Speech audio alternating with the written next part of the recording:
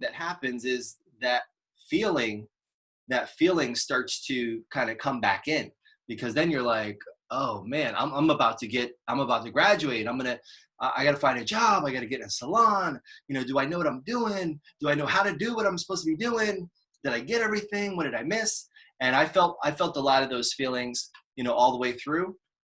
And here's the news. The news flash is it never really stops as long as you don't stop.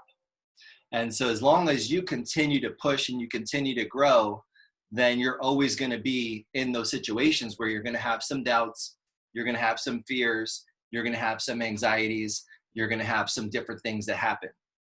And a big part of, what I do post school, I got an education right away. And after I got into education with Paul Mitchell, the school, started working in the school. My full-time job was working in a salon, and then I worked at the school every night, did that for several years. And after, doing both of those and, kind of burning the candle at both ends, which I love doing, I decided to start a company. And as we kind of grow, and as you guys are all kind of in a place right now where you're what I call the sponge phase, so you should be and ought to be in that phase of being a sponge. And so some of the things that I wanted to share with you guys today, I want to make them definitely relevant to where we're at right now. I want to make, this is an unprecedented time, and we all, nobody's experienced this before. Even probably your grandma, maybe your great grandma, but nobody's really experienced this. We've had ups and downs, and I'll talk about some of those. One of the things that, you'll learn is that these things do happen, but this is definitely a different time. Currently, I'm a salon owner. I'm still an educator with Paul Mitchell, speaker. I write books. I go to Paul Mitchell schools. One of my goals is to go to every single school in the Paul Mitchell network physically. This past week, virtually, I've been going to tons of schools that I haven't got to go to, some of the schools that I've been to many times, but physically.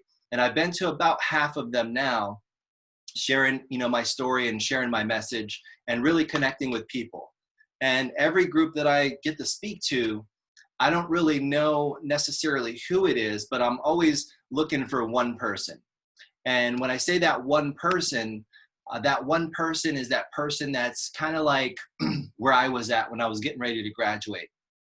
That really was just, every guest artist, I remember every guest artist, I would sit right in the front of the classroom. I would sit right in the front of the theater. I would sit like in the very closest chair to the stage, as close as I could get, because I didn't know what I didn't know, but I knew that whoever that person was up there, they had something that I needed. So I was like, well, maybe I'll get lucky, right? And like a little, maybe a spit will fly off of their mouth and like land on me and like give me the success. I'll be baptized in success. I didn't know what it was. I just wanted to catch it. And so I would sit up there, and there was I'm talking, there was one guy that came up in there, and he was selling mace. And I was like, okay. So he's like, yeah, I got mace.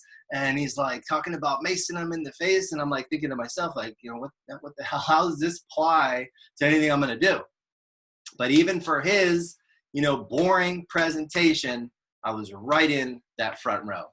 And as time goes by, you're going to always be able to find some of those kind of beacons, and you're always going to be able to find, there's always going to be people that know things. And if you dedicate yourself to really, being a lifelong learner, if you dedicate yourself to being this sponge, I think of myself still today as a future professional, because I know there's so much I don't know. I know that there's so much that I still need to learn, that I'm still striving to learn. And so a couple things that I want to share with you guys, and we'll go over, let me see. I don't know if this will, I may be having a couple issues with the screen share, but if I do, then it's all right. I can just talk through some of it. But I'm going to talk about communications, constant communications, especially right now, and especially at this point. I think, well, what if, what is the future professional that's starting school next year? How is that experience going to change, be enhanced, be, be adjusted based on the experience that everybody's kind of going through now. And I'm watching, including myself, I own 4 different salons in 2 different states, and they're all shut down. They've been shut down for a month. So I'm like connecting with my team now. I feel like I'm seeing them now more than I ever saw them when I was traveling around from the salon every single day. But we're kind of reimagining ourselves. So I want you to be thinking about that, as we're kind of going through, about what does reimagining yourself look like? What does that look like for you as a future professional? What does that look like for you as an education leader? What does that look like for you as a learning leader? Because the way when you signed up for school, some people, I talked to a group last week, and one girl, like, she signed up, and like the very next day, boom, Corona hit. And I call this experience that we're going through right now, we're entering a new economy. I call it the Corona economy, the Corona economy. And so you're going to have to show up different. You're not going to be able to go back to school with the same attitude, the same behavior, the same mindset. You're going to be changed one way or the other. And you can willingly make those changes, and you can start adapting and reimagining what you're going to be like, what your business will look like now, or it can just kind of be forced upon you. You got to kind of make that decision. And so I'm going to be talking about communications, constant communications. Also hope versus reality. Like right now, a lot of the guest artists, you can't go on Instagram without seeing a haircut demo or a color demo or another demo or a something demo, right? You can. It's like everybody who's ever educated or did it is doing it. So it's all there. It's all available, right? That's awesome. It gives us hope. There's education. But like the reality is I'm at home, right? I'm not going anywhere. And if I tie my worth, like my value that I create behind the chair, because I still work behind the chair almost full time in the salons. But if I tie everything to that, then when the Corona economy hits, boom, everything's changed. Now all my worth is poof, it disappears.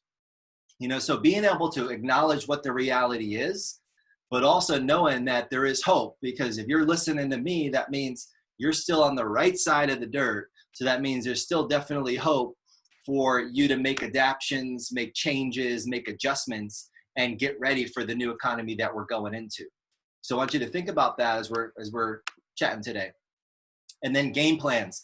Talk about game plans. Now, game plan A, for me, I started my career in 2005. I wasn't coming right out of high school. I already had 2 other careers, and right out of high school, I got talked into something. I met this guy, this slick talking guy, and I barely made it through high school. Let's just start there. Like my greatest achievement in high school was I was like a 1.7 GPA. Okay. So 1.7 GPA. And the only reason that I had a 1.7 GPA was because I wanted to be eligible to play sports. Now, the only reason I wanted to be able to play sports, and I'm sure you could tell if you were standing with me, I'm 6'5", so you could think like what sport I might play, which, is basketball. And the only reason I wanted to play basketball, right, you needed a 1.7 to get on the team, was because I wanted to try to get a girlfriend, because I sucked at talking to girls. I couldn't even get my own name right when I would get in front of a girl. So I was like, no way. But I looked around the school, right, observation, and I saw, well, all the cute girls are hanging out with the basketball players. But my grades sucked, right? So I go and I get this 1.7 GPA. I'm eligible. I go play sports. But what I found out real fast is that, yes, the girls like the basketball players, not so much the bench warmers, which is what I was. And because I didn't start playing basketball until I got to high school, which doesn't work. Like everyone's been playing since you're like 5 years old. So I show up, yeah, I'm tall, but I can't play to save my life. And I end up being on the bench. I think the one time my jersey got sweaty was probably me hugging the guys after the game, like, yo, you guys killed it, and giving them high fives and getting their sweat on my jersey. But that was my greatest achievement out of high school. Going into the military was my next adventure, because I got talked into it by this guy. And so, and I'm sharing some of this with you so you can kind of see like all of our paths are different, right? Everybody's path is different. Coming into the military, I went into the Marine Corps right out of high school, first career. Has nothing to do. So the furthest thing removed. I have friends to this day that I have from the military that when I tell them that I'm a hairstylist, they are looking at me like, yeah, right. Like they don't believe it. And so you're going to have some people that may not think you're doing what you're doing, but how we get here. So it got a little twisted, going into the military. Never in a million years thought I would do this. And that was my first career out of high school. Second career out of high school, I got into the drug game. Now, for me, after the military, I didn't have any skills that I could apply to the real world. And so I went back to my old neighborhood. I went back to some of my loser friends that I grew up with. And I thought, you know what? I know what I'm going to do. I'm going to get into the drug game because I want to make money. And I've always made money, even since I was a kid. And if you have that mentality, like you're a hustler and you're thinking about probably right now, for sure, if you're a hustler, you got to kick all of that into gear because we're all trying to figure out how we're going to make a dollar. And when I was my first business, I'm going to tell you about my second business, but my first business I started when I was in middle school. When I was in middle school, I started my first business, and it was in Mrs. Bauer's social studies class that I launched this business. And I want to tell you about this because it connects to my business that I started after the military. So in middle school, somehow I had come into possession of a duffel bag full of cigarettes, right? And so I have this duffel bag full of cigarettes, and I have all these middle schoolers that think it's cool to smoke behind the school, and they're trying to be somebody, right? So here in my head, I'm like, you know what I'm going to do? I'm going to take these cigarettes and sell them to all these dumbass middle schoolers to make money. And so I decide to go into Mrs. Bauer social studies class. I get one of those black and white, like speckled notebooks, the ones that have all that like useless ass information on the inside cover, like 3 times 3 is 12 or whatever it is, and how many ever inches equals or whatever. So I get that notebook and I take the tops of all those cartons off the cigarettes and I put them on the inside of that notebook. And I sit in front of Mrs. Bauer's social studies class. I pass that notebook around the room. And as I pass it around the room, people write down their orders. They put money in the notebook. By the time I get the notebook back, I'm making money hand over fist. And so this is me in middle school. So I'm going from class to class to class, selling cigarettes. Meanwhile, I'm getting pulled into my guidance counselor's office every week. They're sitting me down. They're like, Sonny, we don't understand. Like, what's wrong with you? I'm like, what do you mean what's wrong with me? They're like, well, you show up early every day. I'm like, okay. They're like, you never miss a day of school. I'm like, okay. They're like, you're the first one here. You're the last one to leave. You're always so enthusiastic. You never miss class. I'm like, so what's the problem? What's wrong with any of that? Well, they're like, you got straight Fs. Like, we don't understand. Because they didn't get it. It was a matter of me surviving, right? So that was my first business. Fast forward, I'm getting out of the military, and when I was in the Marine Corps, I was in the infantry. I was a I was a shooter. For some whatever reason, I could just shoot things from really, really far away. We'll leave it at that. And I never shot a rifle before, and I went to the military, and I'm in boot camp, and I'm shooting the center of the target every time. And they're asking me, they're like, where did you learn to shoot like this? I'm like, in the class we had this morning, sir. Like, I had never shot a rifle in my life. So I end up getting in a platoon where I'm now learning how to dress up like a tree, how to sleep in a tree, how to hunt from a tree. And that's my job, hunting my fellow man. So you could imagine getting out of the military, looking through the classifieds, nobody's hiring. Anybody looking for sharpshooters? Nope. So I didn't have really any skill I could apply to the real world. And so I go back to my old neighborhood that I grew up in, and I meet, up with loser friends that are doing the same old thing, and they haven't really changed. They just got a few years older. And I decide I'm going to get in the hustling game. And so I do. And now one thing I'll tell you guys, and you may approach things like this, you may not. Like when I put my toe in the water, it's like not a toe, it's my whole body.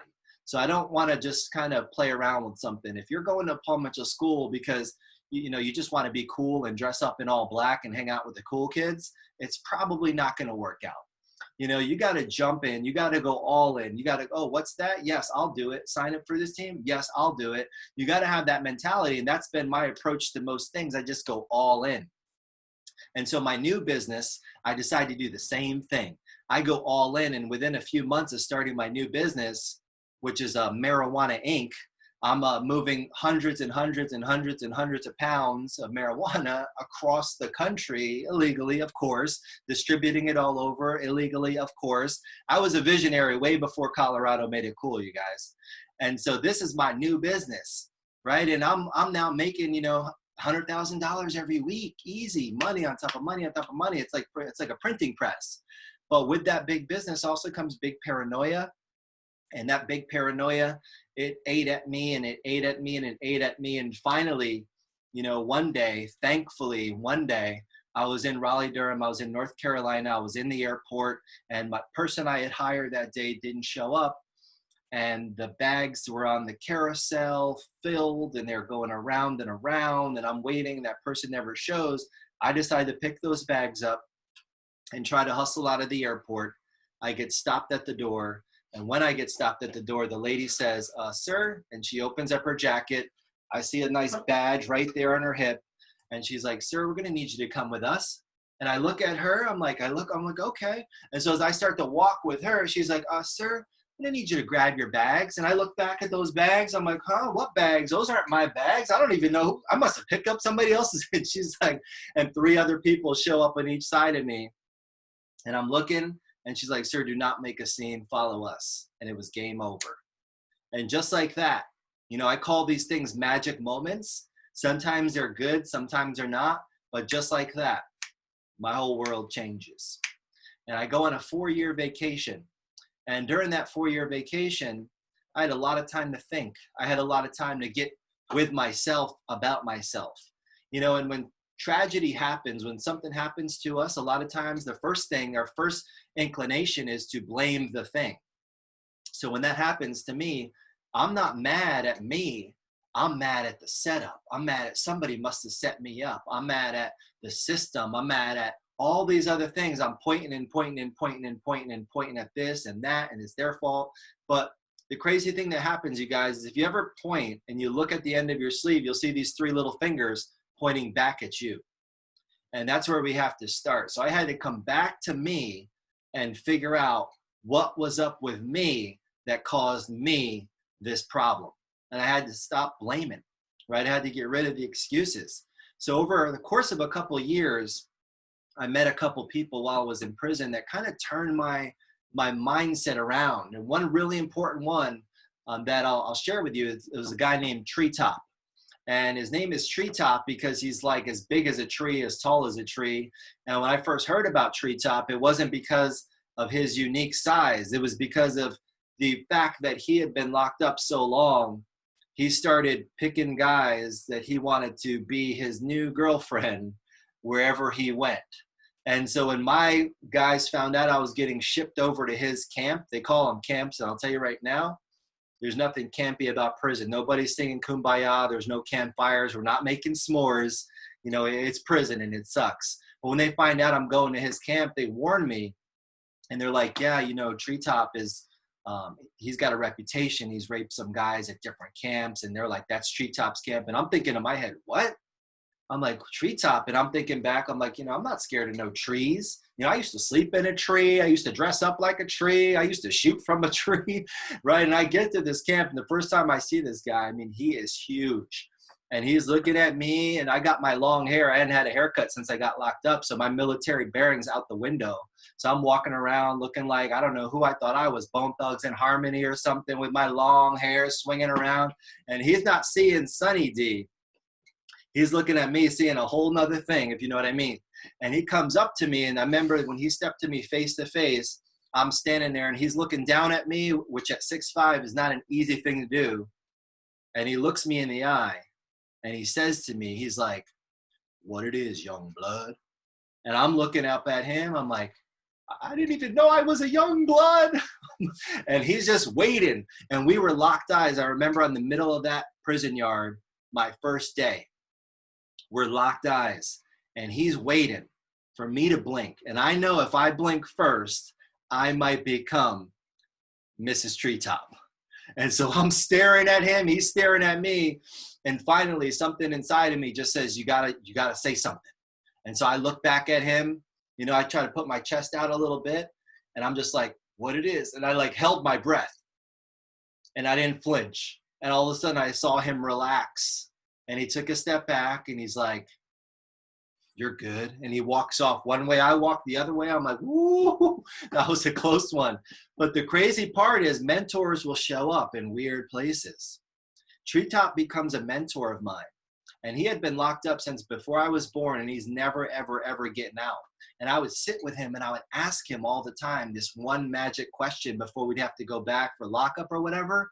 And I would say to him, I'd say, Treetop, here's the deal. The paperwork just came back. There's something happened. Your case got overturned. You're getting out. What's the first thing you want to do? And he would blow my mind because the things he would say, like I remember one time I said that to him. He's like, you know, I just want to be able to drive a car one more time. He's like, I know cars got to be crazy the way that they work. He's like, I haven't driven a car in like almost 30 years. I'm like, dang, I'm thinking to myself, I'm going to have a chance to do that again. And then I'm like, Treetop, paper came back. You're getting out. What are you going to do? And he's like, you know, I just want to be able to go to the beach one more time and put my toes in the sand. And I'm thinking to myself, in like another year, I'm going to be able to do that again. And so my mindset started to shift. You know, we have a saying at Paul Mitchell, if you change the way you look at things, things you look at change. And when my mindset started to shift, I started to see things differently. I started to have an idea of like what my life could be like. I started to have an idea about what my life could become. And so I remember getting out of prison, going to Winston-Salem, North Carolina, and I worked in a restaurant. I was a dishwasher, right? I started as a dishwasher. I went to become a bartender because that's where the money's at. And they looked at me and laughed. I was there like the week I got out of prison. I'm 40 pounds heavier, swole chest, had my braids to the back, wearing my prison clothes, my white t-shirt, my green khakis, coming to this place to apply for a bartending position. Yeah, right. You think they're going to let a fresh out, you know, convict next to the bar where the money's at? I don't think so. The reason I went to that restaurant is because the two ladies who started it, they made it a part of their culture to hire ex-convicts and to give them an opportunity to get back into society, which is, I mean, incredible. And these two women, it was two black women, two lesbian black women in downtown Winston-Salem, North Carolina. For them to even go into business was a struggle. But for them to then say, we're going to hire ex-convicts that we're going to let come downtown in Winston-Salem and give them jobs and opportunities, I was like, man, these ladies are courageous. And I learned a lot about giving back. I learned a lot about taking risks, and I learned a lot about doing good from them. And it was at that place that I met a group of guys that came in one day for lunch who happened to be in town to do a show. When I saw them, I thought they were Maroon 5 because they looked like rock stars. And, you know, I had been gone for 4 years. I didn't even know who the hell Maroon 5 was. And I'm looking at these people, and I tell the other servers, like, you don't even know who the hell Maroon 5. And I'm like, no. And turns out I start talking to them, and they're hairstylists. Turns out I start talking to them. They work for this little company named Paul Mitchell. Turns out as I'm talking to them with my big afro, they're like, hey, what are you doing this weekend? And I'm like, I'm bartending. They're like, well, we're doing a hair show, and we could use you in the hair show. I'm like, I thought I just said I'm bartending. You see, I'm on this side of the bar. I'm slinging these drinks because that's what I do. You're a hairstylist. I'm not a hairstylist. They're like, no, we could use you as a hair model in our show. Definitely not a hair model, but they talked me into it. One, they bribed me with $300 a day. And two, they tell me there's only 2 guys and it's going to be 38 girls. And I'm thinking, it's better than basketball. I might have a shot here. So I go do this hair show, and I meet this crazy guy wearing a kilt with a weird feather sticking out of his hat with all kinds of crazy clothes. And he's on stage talking that weekend and shares his story about coming literally from nothing, coming to America with $35 in his pocket. And he started a salon. He was doing a haircut for $25. And at that point in time, he said my haircut that day, he was saying his haircut was $350. And he had 4 or 5 salons and he got to travel the world. And I'm like thinking to myself, I'm like, I don't know what it is he does, but that's what I'm going to do. And that is another example of a magic moment. So one magic moment, you can see it's all about your perspective. One magic moment was a tragedy, right? When I got arrested and I went to prison, but I call it a magic moment because it changed the course of my life. The second magic moment that I just talked to you about was not a tragedy, it was a triumph. And that guy, who most of you probably know I'm talking about, his name is Robert Cromians. He's the global artistic director of Paul Mitchell today. And he's still a friend, a coach, and a mentor of mine today. And I remember bothering him for every free minute he had. He'd be in the bathroom, I'd be in the stall right next to him, not even peeing, just waiting to talk to him and say, Robert, hey, how do I do what you do? And how do I, and by the end of that weekend, he's like, listen, just take your ass to hair school. And I was like, well, where's your hair school at? He laughed. He's like, I don't have a hair school. He's like, the company I work with, Paul Mitchell, has hair schools. He's like, but they only have a few at the time. It was Costa Mesa, Rhode Island, or I could go out to California. He's like, what do you do anyway? I'm like, well, I'm a bartender. So he's like, well, then you need to go down to, he's like, go to Orlando. He's like, that's where you need to go. Go to Florida. He's like, you'll get a job. And he's like, basically telling me, get the hell away from me. And so I did that. I packed everything up in 3 months. Sight unseen, went to Orlando and started this journey in 2005. And I mean sight unseen, like I had made a phone call, found out when the class started, and that's all the information I had. You know, some of you probably did some due diligence. Maybe you came and took a tour, you found out how much it cost, you read a review. I didn't do any of that. And that's when you feel something sometimes, you just got to move with it. Because we got 2 minds that are always working. One's working on our behalf sometimes, and one's working on our behalf not so much sometimes. I call it the heart mind, and then you got the mind inside of your head. And sometimes they're on the same page, and sometimes they're not. Sometimes your head will use logic and say, that doesn't make any sense. You can't just move to Florida. You can't just go to Paul Mitchell School. Who do you think you are? And then your heart will just be like, just do it. And it'll start messing with you.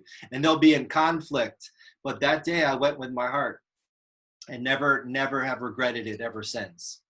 And some of you guys on this call, maybe you're going to have a magic moment. We're going to meet in person. Maybe you'll tell me about it. Maybe we'll have some of you guys, but every time I get to talk to a group, I'm trying to speak to that person that might have a magic moment.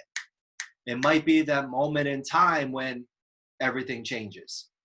And for some of us right now, going through what we're going through, this might be a magic moment. And I share that with you so you can kind of see, everybody's got a path that doesn't always present itself. You can't look forward and say, oh, this is the path. Everybody tries to have there's no cookie cutter way to success. It's a windy, curvy road. You're going to hit a dead end. You're going to have to make a U-turn. You're not going to have a signal. Your school's going to get shut down because of the coronavirus. You're going to find out this payment didn't come through, that payment's too much. You're going to find that your road is not going to be it's going to be your road.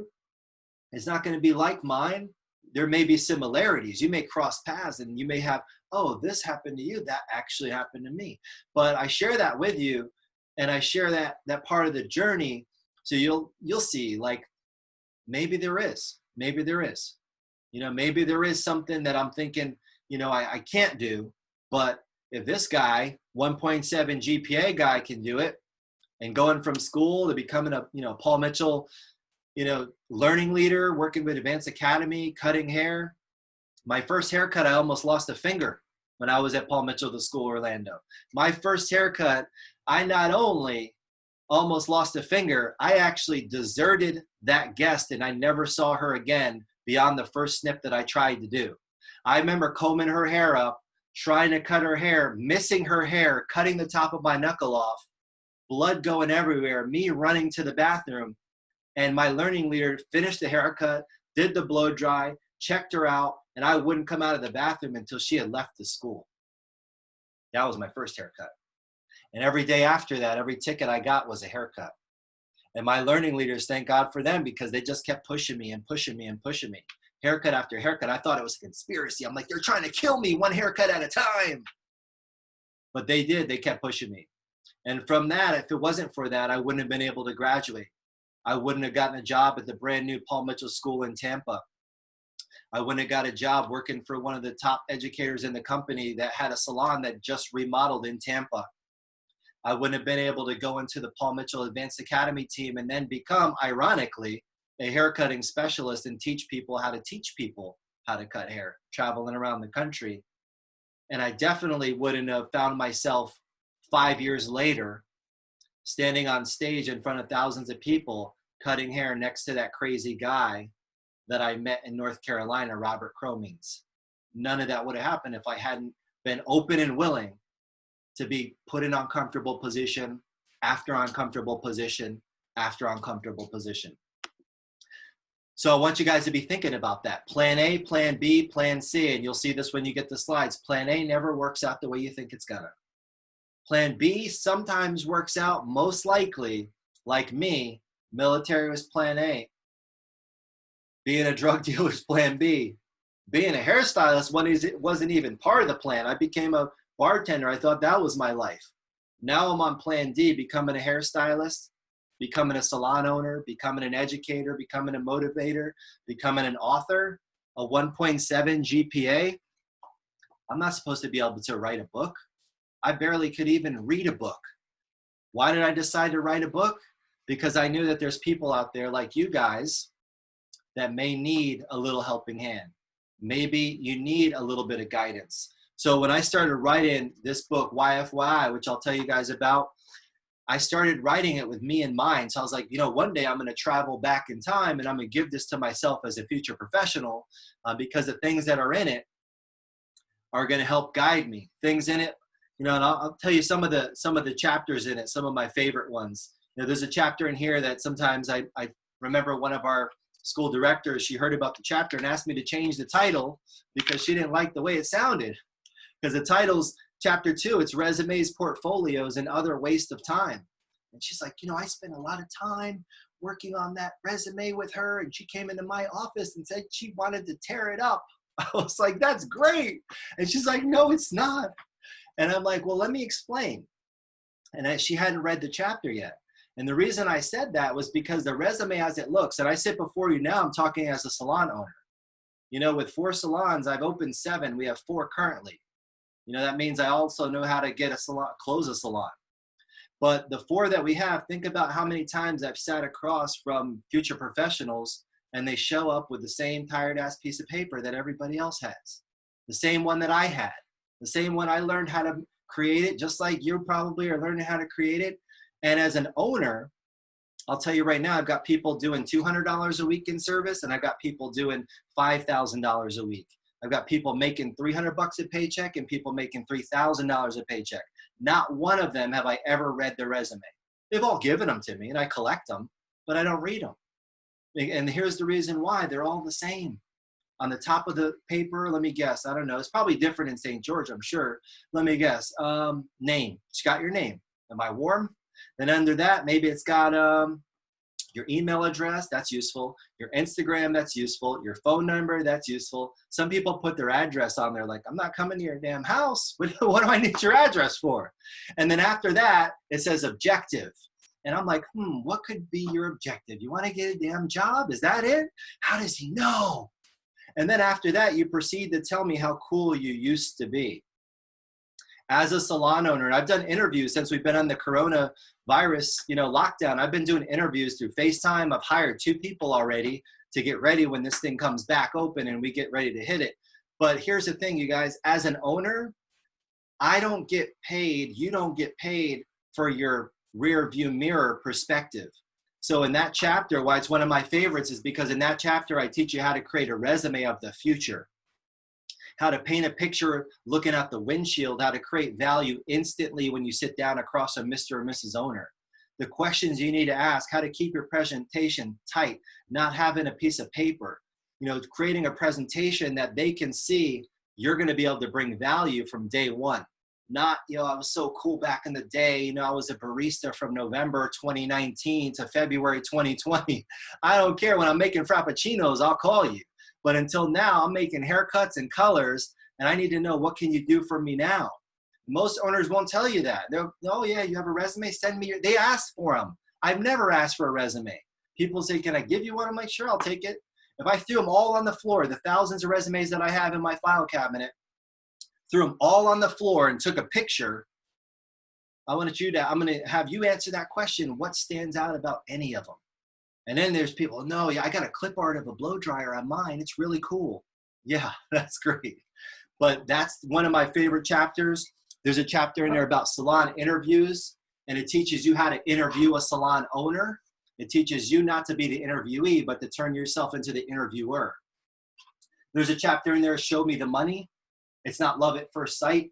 And it teaches you about the numbers. Again, I'm not a CPA, I'm a 1.7 GPA. But there is language in that chapter that will relate to the creative person that you are. A lot of people are like, well, I'm an artist, I'm not a numbers person. When do most artists get paid? I'll give you a hint, after they're dead. Right? And I don't know about you, but Verizon, they seem to want their money every month. Right? I got bills, I got kids, I got what I call my little freeloaders. I got bills all the time. I got, furry babies, whatever you want to call them, right? They need money. They require, things all the time. So you have to be the artist, but you also have to be a split personality, half art and half business. So in that chapter, I talk about the numbers. There's a chapter called Hustle Muscle. So it teaches you about hustling, what it really looks like, what it takes. There's a chapter called Networking, Do or Die. It's crazy that I get to do the things I do because they're all very extroverted activities, like speaking in front of people, being a hairstylist. And I'm truly an introvert at heart. I'm okay with the Corona economy, like social distancing. I've been trying to do that. So it's all good. But here's the thing, you guys, in our business, you have to learn how to pitch yourself. You can call it sell yourself. You can call it whatever you want to call it. So networking, I wrote for those introverts out there who I would show up at a networking event. They give you a little free drink coupon. I would get the coupon and go stand in the corner and pray to God nobody came and talked to me. I'd walk in with 10 business cards of mine and I walk out with 10 business cards of mine.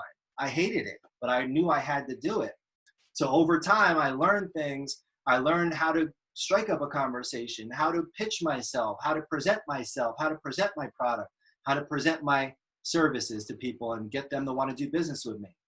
So that's what that chapter is about. There's a chapter, Goals, teaches you how to realistically set a goal plan and how to work that goal plan. There's another chapter, Mentors and Coaches. I share some of my favorite mentors and coaches and talk about why you need both of them. And then there's a chapter called Chapter 9. It's called Location, Location, Location. Why bouncing around will ruin your career. Every time you move from one salon to the next, you're probably going to lose 30 or 40% of your business. I only worked in one salon until I opened my own, and that was it. And even when I opened my own, I lost more than half of my business. They love you until, yeah, where's he at? Oh, he's gone. All right, I'll go with whoever. So it's a thing, and I see it happen to hairstylists. I see them bouncing around because they're not getting it right, or, oh, I don't know, it didn't work, and this didn't work, and that didn't work. So I address some of those. And then the last chapter, I talk about the what ifs. So the what if you do make it. And when I say first year, I'm talking about like 18 months. I'm not talking about 12 months, because realistically, when you get out of school, when you get the job in the salon, it's going to be about 18 months before you get your foundation set. And so that's going to be the reality of it. And a couple of things I wanted to share with you guys. So this little Corona thing we have going on, this is dressed up differently, but it's not new. When I became a legitimate business owner, I started studying the past. And what you find if you study the past is that history repeats itself. I went back in the day, and I looked at 1907. There was a situation that happened like this. There was a panic. They call it the Panic of 1907. Some of you probably heard of the 1929, which they had a day called Black Tuesday, when the stock market crashed and everybody lost everything. It was another panic. 1989, there was another situation that happened in the financial system, kind of shut down for a period of time. In 2000, there was this thing called the dot-com bubble, when everybody who could create a name and put a .com at the end of it could get $1 million to start some company. And all of a sudden it turned into a bubble. And when it burst, all those companies went away. The only ones that made it through, barely made it through, were companies like Amazon. There's not many others after that. Maybe Google, maybe Apple, but they weren't really a .com company. But Amazon too, in 2002, almost went out of business because of that bubble that burst. So these things happen. A little over 10 years ago in 2008, I was starting my company in 2008, 2009. We had another one, the financial crisis. If you don't know too much about it, a lot of you guys are pretty young, go on, Netflix or wherever and watch a movie called The Big Short. It'll sum it up in an entertaining way. It'll give you a history lesson. And why am I telling you this timeline? Because here we are 10 years later. It seems to be about every 10 to 15 years, something happens and the world gets shooken up like a snow globe and turned upside down. But I'm telling you that to tell you this, we always will come back. But you as a stylist right now, you need to not be thinking about you as a stylist today, but you as a stylist in 5 years from now, you as a stylist in 10 years from now. Things that I would be doing, if I was a stylist coming into the industry today, I'd be building a profile hard right now, building an audience. Well, you're like, well, I only have 15, Instagram followers. And why aren't you going live and talking to those 15 people every single day? Well, I don't know what to talk about. Well, how old are you? Well, I'm 22. Well, you have 22 years of experience. Talk about what you know. You don't have to be somebody. You are somebody. And so if I was a new stylist coming in the industry, I'd be working on building my profile right now. I'd be documenting every day as I go through this hair journey, me trying to figure out how to, like me, my blow dryer, and I almost got a round brush caught in the girl's hair when I was in core. Imagine if I had that on film. Imagine if I had that on video. Imagine if I had that, like pictures of that. Document every single day. Me trying to do a finger wave for the first time. Me trying to get a pin curl out and pulling out the whole hair. Me trying to blonde hair. Me like figuring out how to put my kit together. Me, the journey of you. Being a mom. I'm also a mom. I'm going to school full time. Document, document, document, document, document. I'd be documenting a lot more because you'll start to develop an audience. The other thing I'd be thinking about right now is how diversified am I, right? If I only cut hair and that's how I get income and that stops, then what do I got? When people start in our salon, if they have a second job, I tell them, keep it. Do not get rid of it. You've got a second flow of income already going on. And there's other things. What other things would you be doing? What other things are you doing? I know you're not on, the class app and you're not on Zooming all day. So what other things are you interested in? Maybe there's something there. Maybe it's connected to the beauty industry. Maybe it's not. I know for sure, like if I didn't develop multiple flows of income, I'd be royally screwed. I mean, I'm pretty, this is not a joke, but I'd be royally screwed. So think about other things that tie maybe into your main thing of becoming a hairstylist that you could start to sharpen up on. I'd be thinking about those things now because it's not a matter of if, it's just when. Something else will happen. And these two questions, how do you answer them? One question is, what business are you in? Some people say, well, I'm in the beauty business, or I'm in the hair business, or I'm in the hair salon business. Well, what business are you in? I'm in the business of inspiring people. I'm in the business of changing lives. I'm in the business of education. Not on one thing, on anything. I'm in the business of, what business are you in? And the other question is, what do you do? Some people, like I was talking to a chiropractor, I'm like, what do you do? It's like, well, I adjust people's backs. I'm like, no, what do you do? I'm like, think about it. And we started having this conversation. And I'm like, you help people get freedom back. Because people that can't move their back, their life is limited. I'm like, you're way more than what you physically do. The technical thing of cutting hair is only the tip of the iceberg. What do you do? So I want you guys to be thinking about how you would answer those questions. If you were at a networking event, if you were at a gathering of some sort, I want you to be thinking about that. And lastly, I want to give you guys a little bit of home play. There's 5 questions I want you to write down. And these 5 questions, it's going to be an activity for you to do. Now, here is the criteria for the activity. When you do the activity, you need to be able to get in a quiet place. You need to be by yourself. So if you got little freeloaders running around, whether they have 4 legs or 2 legs, Tell them all to take a hike for like an hour. When you do the activity, you need to be by yourself in a good place. Make sure you're feeling good, whatever that looks like for you. You drink a coffee, you need to whatever. You do what you got to do, but you got to get in the right place. And then these are the 5 questions. I'm going to have you write them down. This is going to be home play. I'll check in with you guys next week. We'll see where you're at, or you'll check in with me before when you have answers to some of them. Question number 1, what do I want to do? What do I want to do? Question number 2, what do I want to be? What do I want to be? Question number 3, what do I want to see with my eyes? What do I want to see?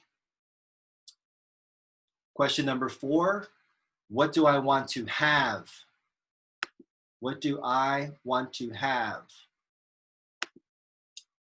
Question number 5, where do I want to go? Where do I want to go?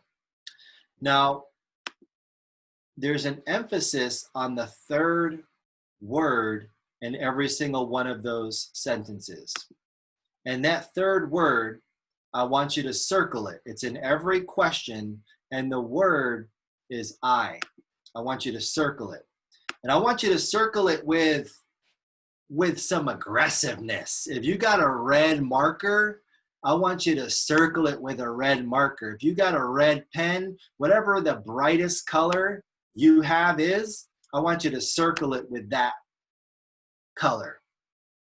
And the reason why I want you to circle that, and the reason why I'm harping on that word, is because that word is I. You know, a lot of people I found in coaching and hiring and growing a company and traveling and meeting people, a lot of people, when it comes to things that they want to accomplish, do, see, places they want to go, things they want to become, they leave themselves out of the equation.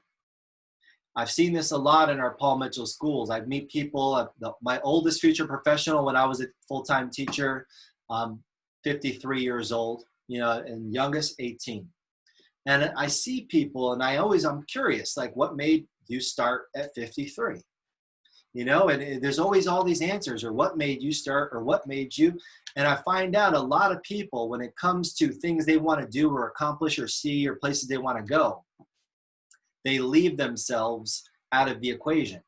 They're like, well, I got to get my money right over here. I got this raggedy, you know, boyfriend over there. I got my raggedy kids over there. My parents want me to be that. I got to go to get this degree over there. I got to get them right before they can get right. I got to get him right, her right, this right, that right. Then finally I can get myself right. And I want you to think about this. If you travel, I travel a lot, and I never, ever miss this. When I sit on that plane and that stewardess stands up there and they tell me it's okay to think about yourself first. They tell me it's okay to be selfish. And you're like, wait a minute, I've flown before. I never heard a stewardess say that. Well, here's what it sounds like. It's one part of their dialogue. They say, in the event of an emergency and the cabin loses pressure, oxygen mask will fall from the overhead compartment. The bag may not inflate, but oxygen is flowing. And the last part, what they say is, please secure your mask first before assisting those around you. Please secure your mask first. And those questions, the reason that the I is so important is because that's about securing your mask. How are you going to be able to be of any value to your family, to your kids, to your parents, to whoever, to your pets, if you're not taking care of your own house first, if you're not getting yourself right first? And so I really want you to do that exercise by yourself. If you got a boyfriend, girlfriend, whoever, give them the questions. Say, hey, boo, I know we're, quarantined together, but how about you go to the left side of the house? I'm going to go to the right side of the house. Even if you're in a 2-bedroom apartment, you can take a separate room. And hey, let's get back together tomorrow night over dinner date at the house, and let's compare our notes. What you might find out in some cases, That's your boo thing. Some of you might find out you've been quarantined with the wrong damn person. You might be like, oh, hell no, you ain't about nothing. And I'm going to tell you right now, I wasn't about nothing. My answer to the first question or the second question, what do I want to be? You know what my answer was when I first started with working with a coach? My answer was, I want to be comfortable. And you know what my coach told me? My coach gave me an assignment. They're like, perfect. I got the perfect assignment for you. They gave me an address. It was an address to a funeral home. And they told me, you go down there and I want you to look at all those beautiful caskets, mahogany, redwood, rosewood, this wood, that. I want you to find the nicest one, the nicest interior, and I want you to get in it, make sure it's comfortable, close the lid, and breathe for about 5 seconds. Because guess what? That's what comfort looks like. That's where you're going to spend the most of your time. That's where you're going to be for the majority of, as your body is in existence until it turns to dust. That's what comfort looks like. You want to be comfortable? And I remember how quickly I tore up my answer. I tore it up so quick. He's like, that's not what you want. You don't want comfort. And from that day forward, I said, you know what? I want the exact opposite. I want uncomfortable. I don't want to be comfortable. I want to get in the most uncomfortable predicaments and positions I can. I want to be trying new stuff every single time, every single chance. I want to walk on fire, which I did. I want to jump out of an airplane. I want to do things that make me completely uncomfortable, because you only get one of these passes and it's going to be over before you know it. So really want you guys to think about that home play and do that as an exercise. And I want to finish with a couple things. You guys, I know you guys don't have the slides, which I'm going to get those over. I'll get those over to Kaylee and she'll get them to you guys. But a couple things here. I want to share some ways you can stay in touch. So I do have a podcast. So I want to tell you guys about that. I've been doing that for a few years. It's called the YFYI podcast, just like the title of the book, YFYI. You want to hang out with me? I get on there. I've actually got a bunch of episodes going on right now, because over the past week, one of my little projects I had rumbling around in my head was doing a thing called Story Time, where I get up every morning and I go live on Facebook and Instagram, and I sit and I read stories. I read stories from the book. I elaborate on stories. I go into different things. So Story Time's going on. So those are the last few episodes on the podcast. So definitely check those out. I also have a community texting platform.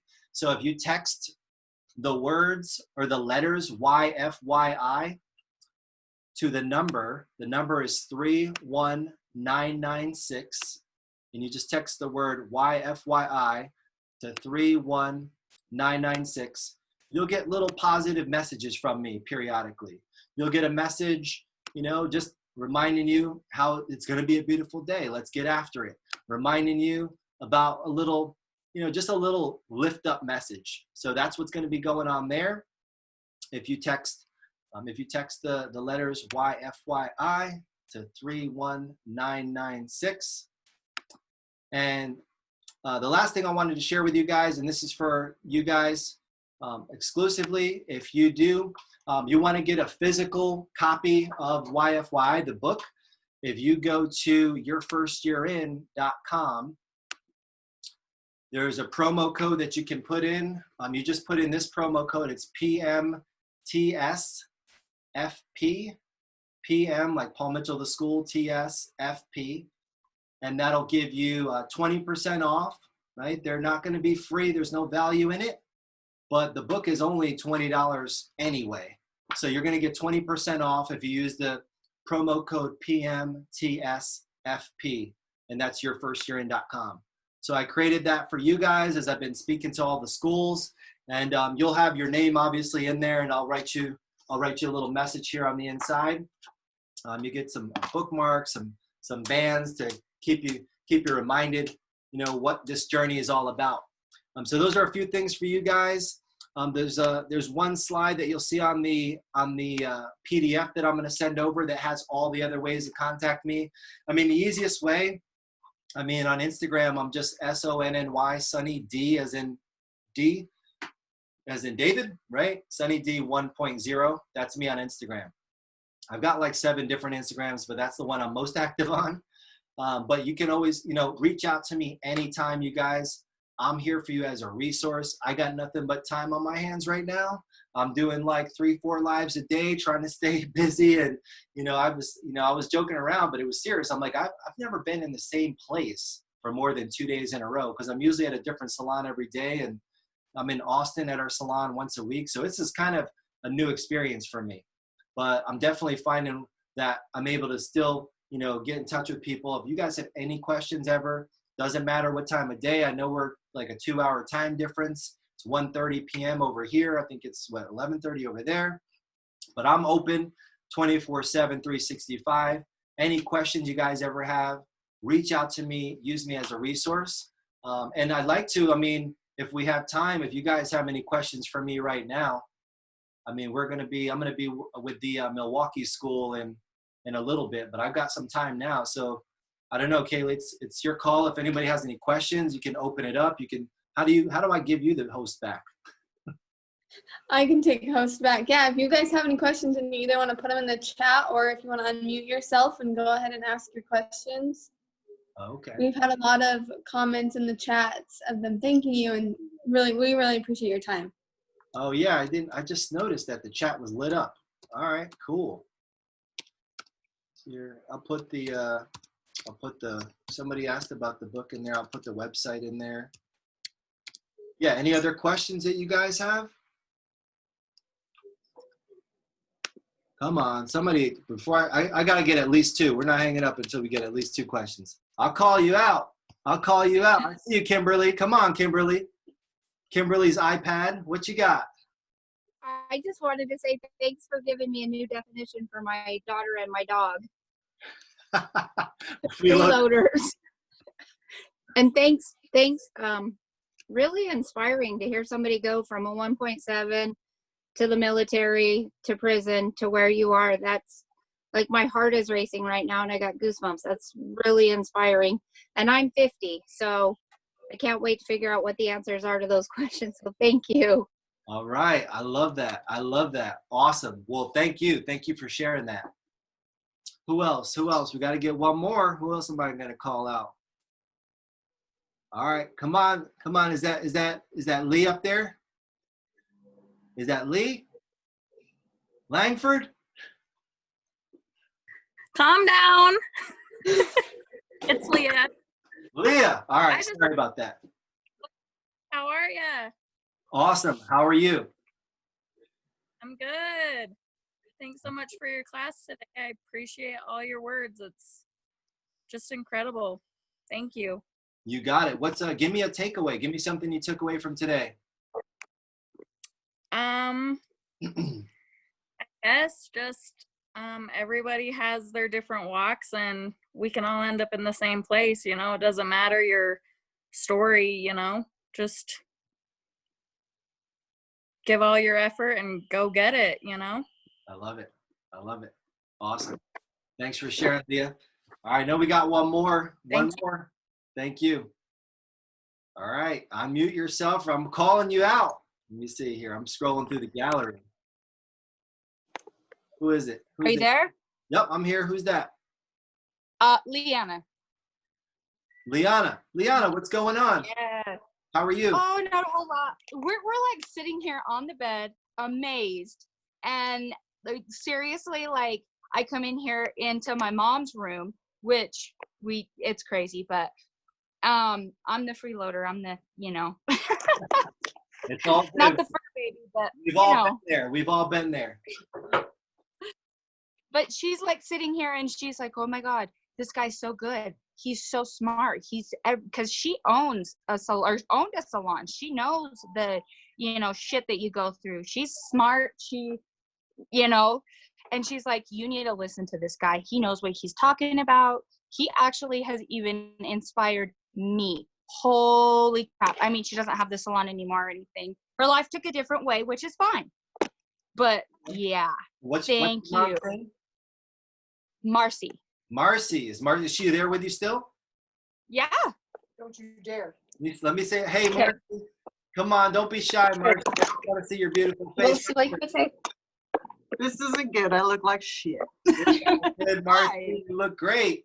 Hey, thanks for listening. Thanks for saying that. I appreciate that. Don't be shy, Mom. Awesome. Awesome. Thank you Yeah, guys. for being here. you've got a lot of good information. And, you know, I look at my past, and I have 2 daughters in this school. I think you just saw the other one. Okay. But Yep. they're trying to follow in those steps, and it's just amazing because when I opened my salon, I took baby steps. I was working in a day spa, and I started collecting all my shit. Yeah. I started collecting hair dryers, the pedicure chairs, and all of this, and I stored it in my house. When I opened my salon, I owed on the couch that was in our receiving area. That was it. Yeah. So yeah, I hear you. Hey, Yeah. you know what? That's what it takes. We got to do it, right? That's what it takes. Yep. That's awesome. Well, So thank you. you actually made me cry earlier What? because I have came from the same past. Like I did drugs and did all sorts of stuff. And I always doubt myself. is that your sister? And I always think that I can't do it because of that. I hear you. I hear you. So But I just she's, want to tell you thank you. can you still hear me? Yep. She's a powerhouse and she doesn't know it. That's right. Anything that she's the sister that is able to do anything, and she's good at it every single time. And I have to work my ass off every day to try to master it. It's like, ooh. Yeah. Hey, listen, I hear you. And then how do you say your name? Is it Renea? Is that? Hold on, don't go yet. Renee. Oh, it's just Renee. Okay. Spelled the creative way. I love it. So Renee, if you're still listening, okay, there you are. Listen, hey girl, listen, you know what? Those are the things that make us, right? So if you think about it, those things that you are dealing with or have dealt with, those things are what make us. Like those things are really your strength. It took me almost 10 years before I felt comfortable sharing 1% of the things that I've shared with you guys today. And it wasn't until I was encouraged by a guy you guys know called Win Claybaugh to share my story. I used to just get in front of a room and hide behind a haircut and try to impress people with a haircut. I wouldn't talk about myself. I thought I'd get kicked out of Paul Mitchell if I ever exposed my past. But I actually found out that those things are my strength. Me being able to connect with people and using those things, not as, you know, I'm less of, I'm no good, but those things are your strength. So those things that you're carrying, you know that, like, and those things are going to be what take you to the next level. And you got a family that loves you over there too. So I know you're going to be great.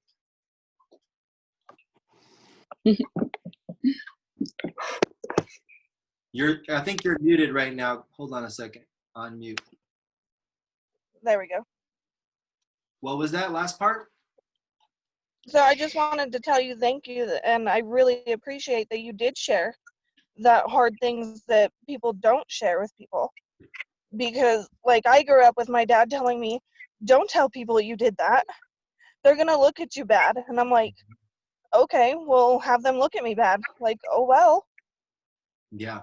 Like it's the things I did in my past. It doesn't make me who I am now. Like that's not who I am now. Exactly. Exactly. That's it, girl. Wow.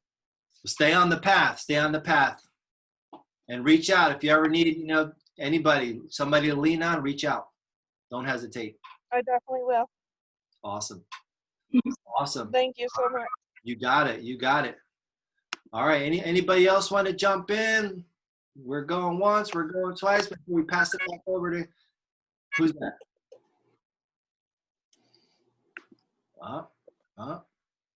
Everybody else is a little shy today. All right. What about? I have a question. Yeah. Who's that? Janelle Miller. Hey, Janelle. How's it going? What's your question? Good. So I have a question. What are your plans for the future? Well, I'll tell you what. First thing is I'm going to buy a new pair of sunglasses because the future is looking bright. That's number one. But honestly, I've been talking a lot about this in my morning story time, streams and stuff. But if you're healthy right now, number one, that's first and foremost. So I've got that on my side, you know, so I know that's first and foremost, number one. The money, it will come, it will go. I've been broke before, it ain't that bad. So the next thing is for me, I'm really looking at our businesses. Like we literally, I've found out things about myself that I've been thinking about doing an online store for the salon for like, I've been a salon owner for 10 years. Guess what? In 3 days, I built an online store. I didn't know I could even, I was like, oh, I thought I had to go do this, that, get this person, that person. PMTakehome.com is the thing right now. PMTakehome.com is paying my staff so I didn't have to lay anybody off. Like, I'm thinking, man, you could do that in 3 days. Why the hell did you think about it for 10 years? What else could you do? So now I'm kind of reinventing different parts of my business. I'm thinking about how many salons we have, how many salons, you know, where do we want to open salons, what other services. So I'm right now, I'm in like you know, embryo phase. I'm kind of being born again. And I'm thinking about my business, how I'm going to be different when I go back to the salon. We're still going to have salons, but I'm thinking about, you know, how we stumbled upon this whole like online thing because we were forced to. I wanted to, but we were forced to. So I'm going to continue to open salons. One of my big goals was to have a 1.0, which is our brand, the Salon 1.0, to have a 1.0 salon in every city where there's a Paul Mitchell school. So I could hire future professionals, because that's why I started the salon, because the school I was in blew up. Like when I started there, they only had 6 students. When I left there, it was because they had 150 students and there was nobody to hire them. So that's why I started. I didn't want to start a salon. I was like, you know what, I need to, because I'm talking to all of these students and I'm like, I felt like I was almost like hypocritical. I'm telling them how this amazing, you know, Paul Mitchell salon is out there somewhere, but it didn't exist. The little salon that I worked in, we hired, it was only 1,000 square feet. So we hired as many people as we could. So I was like, I wanted him to open more salons, but when he decided he was happy with what he had, which is great, that's what kind of forced me to do it. So I'm still on that mission. I will open more salons with great partners like we found in Austin. The owners of the Paul Mitchell School there, we partnered together and we opened a 1.0 salon out there. We'll open one in St. George. We'll open one in every city. So that's a big part of the future, but also just trying things that I haven't, or I put off, like I thought I couldn't do. Like even writing a book, I thought about it for 4 years before I finally pushed myself over the edge. You know, so I'm going to be trying a lot of new things. I've got a whole, I'll show you guys real quick. I've been brainstorming with my team. This is called, we call it Magic Monday, and I tell everybody, bring your batshit crazy ideas. So we got this whole list of different things that we want to try. Everything you could possibly think of is on there.